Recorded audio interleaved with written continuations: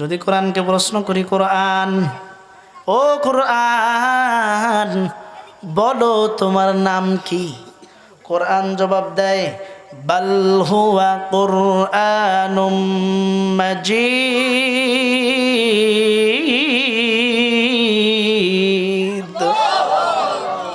আমার নাম কুরআনুম মাজিদ। ও কোরআন, বুঝলাম তোমার নাম কোরআনুম মাজিদ, বলো তোমার বাড়ি কই? কোরআন আবার বে বে সক্কা জবাব দেয়, ফি লাউইম মাহফুজ।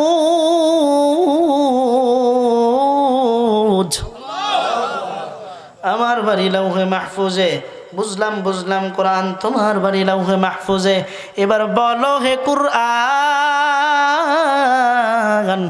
তুমি দুনিয়াতে কেমনে আসছো? কে তোমাকে পাঠাইছে? কোরআন সঙ্গে সঙ্গে জবাব দেয়, তানজিলুম মির রাব্বিল আলামিন।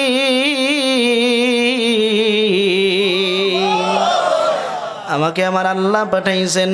বুঝলাম বুঝলাম কোরআন, তোমাকে আল্লাহ পাঠাইছেন, তবে কার মাধ্যমে পাঠাইছেন?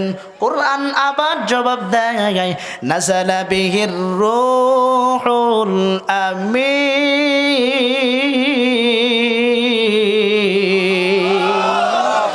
রূহুল আমিন জিব্রাইলের মাধ্যমে আমার আল্লাহ পাঠাইছেন। বুঝলাম জিব্রাইলের মাধ্যমে পাঠাইছে। ও কোরআন, বলো তোমাকে কার উপরে নাজিল করছে?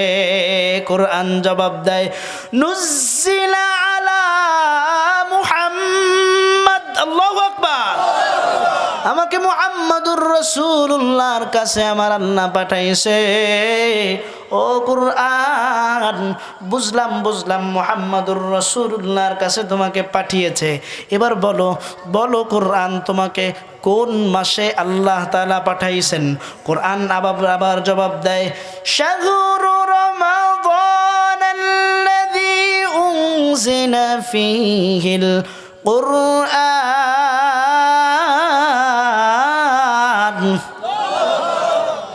আমাকে আমার আল্লাহ রব্বুল আলামিন মাহে রমাদান মাসে পাঠাইছে।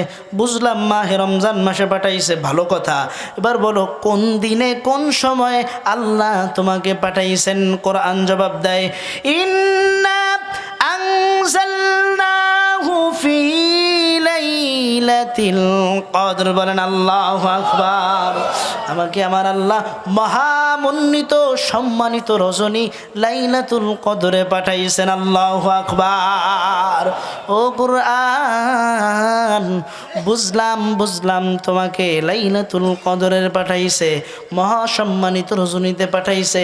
এবার একটু বলো কোরআন, তোমার মধ্যে কি কোনো ভুল আছে নাকি? কোরআন জবাব দেয়, যালিকাল কিতাবু লা রাইবা ফীহি।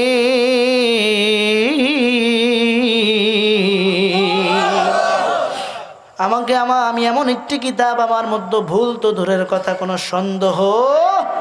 কোনো সন্দেহ নাই। ও কোরআন, এবার একটু বলো কাদের উপরে তোমাকে পাঠাইছে, কিসের জন্য? কোরআন জবাব দেয়, হুদাল লিল মুত্তাকিন। আমার আল্লাহ মুত্তাকিনদের হেদায়েতের উদ্দেশ্য আমাকে পাঠাইছে। ও কুরআন, এবার বলো তোমাকে এত সুন্দর করে আল্লাহ তাআলা সাজায় গোছায় পাঠাইছে। বুঝলাম বুঝলাম, ভালো কথা। বলো তো কুরআন, তোমাকে হেফাজতের দায়িত্ব কে নিছে? কোরআন জবাব দেয়, ইন্না নাহনু নাযালনা যিকরা ওয়া ইন্না লাহু লাহাফিজুন।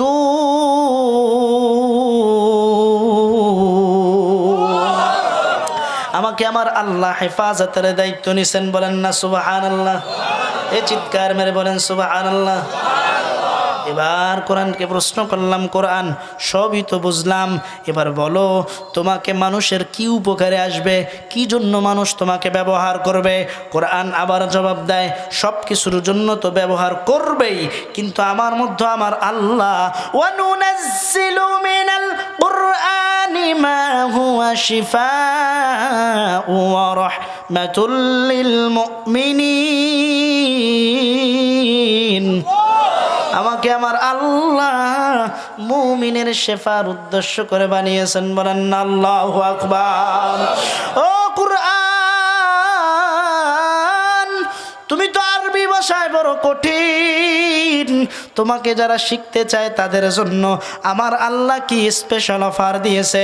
কোরআন আবার সাথে সাথে জবাব দেয়, ওয়ালা ক্বাদ ইয়াসসারনাল কুরআনা লিযযিকরি ফাহাল মিন মুদ্দাকির। কেউ যদি আমি কোরআনকে শিখতে চায়, ধারণ করতে চায়, বহন করতে চায়, তাদের জন্য আমার আল্লাহ কোরআনকে সহজ করে দিছে। ও কোরআন যারা শিখতে চায় তারা কিভাবে পড়বে? একটা প্রশ্ন আসে না, কে আসে না? ও কোরআন যারা শিখতে চায় তারা কিভাবে পড়বে? কোরআন জবাব দেয়, বরতিলিল কুরআন তারতিলা।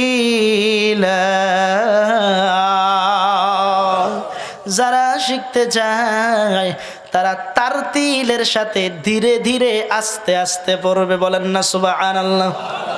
এই সুবহানাল্লাহ বলতে কষ্ট হয়, লজ্জা লাগে, ঘৃণা লাগে।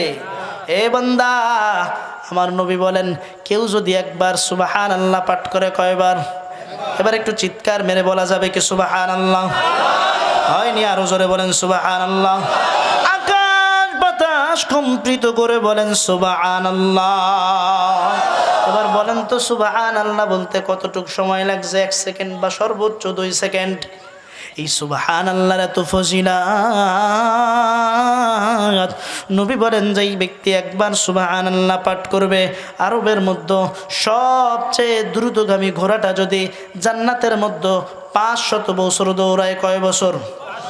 চিৎকার মেরে বলেন কয় বছর? 500 বছর দৌড়াবে, আমার আল্লাহ জান্নাতের মধ্যে সুবহানাল্লাহ পাঠকারীর জন্য এমন একটা গাছ বানায় দিবে, ওই গাছের ছায়া 500 বছর মিলেও দৌড়ায় শেষ করতে পারবে না। সময়ের